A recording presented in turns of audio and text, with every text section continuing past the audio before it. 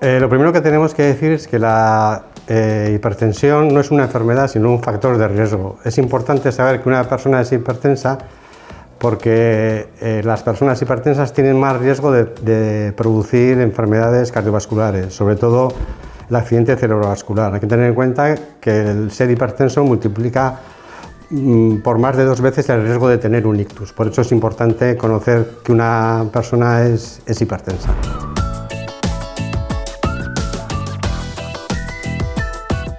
La presión arterial es una variable que cambia mucho a lo largo del día. Si una persona está nerviosa, le sube la presión arterial, por la noche con el sueño disminuye. Entonces, un valor aislado de medida de la presión arterial no significa nada, hay que tomarla varias veces, ¿no? Y en principio se considera que una persona es hipertensa cuando tiene la presión arterial sistólica, lo que la gente llama alta, por encima de 140 milímetros de mercurio, o la presión arterial diastólica, lo que la gente llama la presión arterial baja, por encima de 90 milímetros de mercurio. A partir de esas cifras es cuando el riesgo de tener enfermedades cardiovasculares aumenta.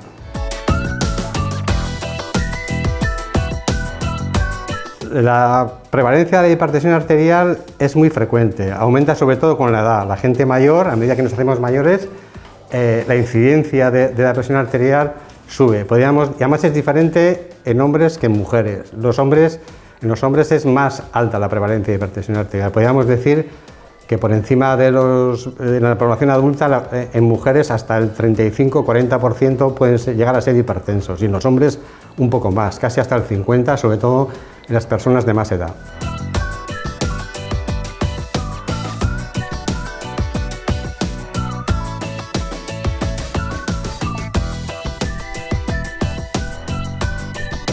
Es muy importante medir bien la presión arterial, porque la presión arterial cambia por muchos estímulos, ¿eh? Y la presión arterial se puede medir en las consultas de atención primaria, en el hospital, en el domicilio del paciente o en la farmacia. De cualquiera de los sitios hay que medirla bien, con el paciente en reposo, con la vejiga vaciada, en condiciones que no sea un sitio estresante, para que la presión arterial no suba por algún tipo de artefacto. Utilizar manguitos de tamaño adecuado al tamaño de brazo. Repetir una determinación solo de medida de presión arterial no es válida, hay que repetirla, hay que tomarla de forma sucesiva y considerar aquellas medidas cuya diferencia sea menor a 5 milímetros y hacer la media, ¿eh? También el paciente se puede medir en casa con el mismo cuidado, ¿eh? Y luego es muy importante, sobre todo ahora que los pacientes se miden en el domicilio, utilizar aparatos validados. No vale cualquier aparato. Hay que preguntar en las farmacias, o si se compran por internet, pues mirar si el aparato esté validado conforme a unas normas internacionales que hay.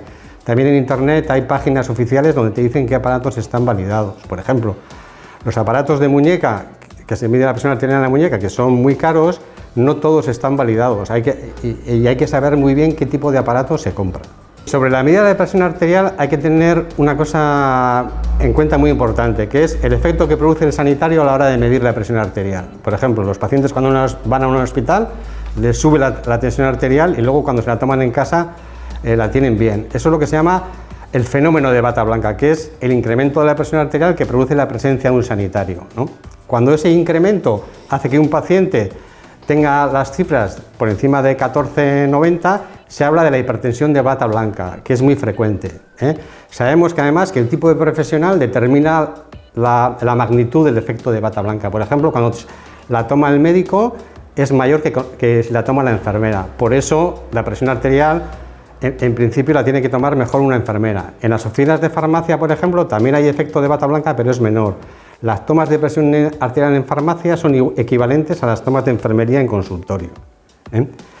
Y en relación a esto, hay una cosa que estamos utilizando mucho, que es la automedida de presión arterial por parte del paciente en casa, que es una cosa que se puede recomendar a determinados tipos de pacientes, no a todo el mundo, porque hay pacientes que son muy obsesivos y están todo el día tomándose la presión arterial. No se trata de eso, sino seleccionar bien a qué pacientes hay que recomendarles esta técnica. Por ejemplo, cuando sospechamos el efecto de bata blanca, también ayuda en los pacientes que son hipertensos y están tomando medicación a que el que se mida la presión arterial hace que cumplan más con el tratamiento farmacológico. O sea que la automedida de la presión arterial es una herramienta muy útil para nosotros, pero hay que seleccionar muy bien a los pacientes a los cuales se les indica.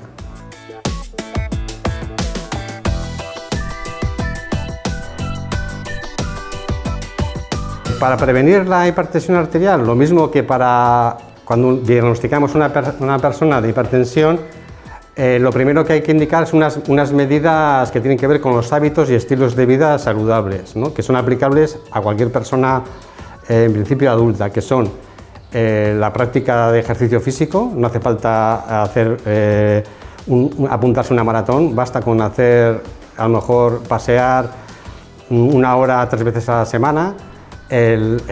Recomendamos la dieta mediterránea, hacer una dieta pobre en sal, disminuir el consumo de sal. Hay algunas creencias que también es importante decir, el tema del café. Un paciente hipertenso puede tomar 1 o 2 cafés al día, eso no va a hacer que una persona sea hipertensa, ni hay por qué prohibirlo, ¿no? Otra cosa es aquellas personas que se tomen más de 5 cafés al día.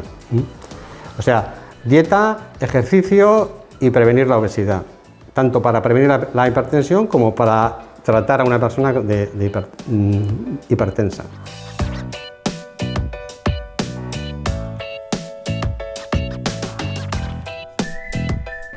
¿Cómo detectamos que una persona es hipertensa? Pues se recomienda hacer, o el cribado de la hipertensión, se recomienda hacer la estrategia oportunista, que se llama cuando un paciente tiene contacto con el sistema sanitario por otra causa, se le toma la tensión, y no hay que tomarla a todos los pacientes constantemente. Por debajo de los 14 años, con que se tome una vez, vale, y si es normal, pues se puede esperar a la edad adulta. Por encima de 20 años hasta los 40 basta tomarla cada 4 años si las cifras son normales, y a partir de los 40 basta hacerlo cada 2 años. Una vez que un paciente es hipertenso en Osakidetza, básicamente el control de la presión arterial recae sobre el profesional de enfermería, ¿no? Porque son las personas más adecuadas tanto como para medir la presión arterial como para, sobre todo, insistir en los consejos que tiene que seguir un paciente para tratar su hipertensión. Y la frecuencia de las medidas depende mucho del tipo de paciente, de su perfil de riesgo cardiovascular y el grado de control que tenga. En un paciente que está bien controlado, nosotros les citamos cada 6 meses en consulta de enfermería, y una vez al año la enfermera misma le solicita un perfil analítico, cuando es necesario le pide un electro y revisa el cumplimiento del tratamiento. En los pacientes de más alto riesgo, o por ejemplo diabéticos, o que tienen cifras de mayor mal control, pues se hace un seguimiento individualizado y se les cita con mucha mayor frecuencia.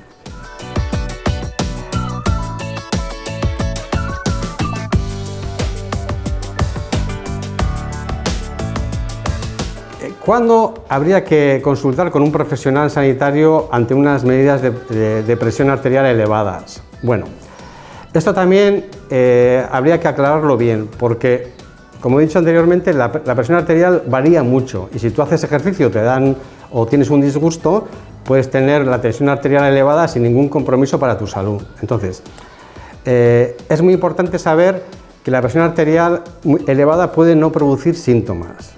Puedes tener la tensión mal controlada sin síntomas.